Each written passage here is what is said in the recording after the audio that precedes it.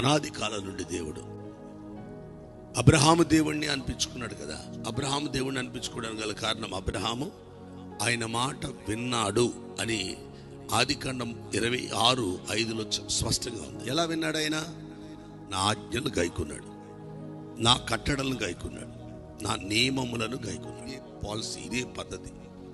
కీర్తనల భాగము 119 కీర్తన 15వ చరణంలో 16వ చరణంలో చెప్పాడు దావీదు భక్తుడు. ఏమని? నీ ఆజ్ఞలు అన్నాడు, నీ కట్టడలు అన్నాడు, నీ వాక్యము అన్నాడు. నియమంటేట నీ వాక్యము. చూడండి, క్రైస్తవ పిల్లలు ఏది చేయాలన్నా వాక్యానుసరంగా చేస్తాం. వాక్యానుసరంగా చేయటం అంటే మనకు నియమం. అది నియమం పేరే పరిశుద్ధత. ఆ మాటకు లోబడడానికి, ఇష్టపడడానికి, నీ జీవితంలో అంగీకరించడానికి నువ్వు సిద్ధంగా ఉన్నావంటే మారు మనసు పొందుతున్నావు అని అర్థం.